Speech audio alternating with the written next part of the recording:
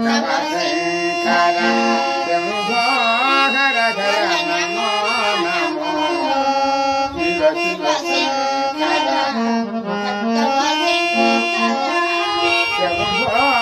హర హర నమో నమో పుణ్యము పాపము ఎరుగని నేను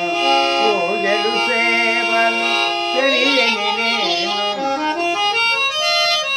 ఏ పూలు తేవాలి నీ పూజకు ఏ లీల చేయాలి నీ సేవలు ఏ లీల చేయాలి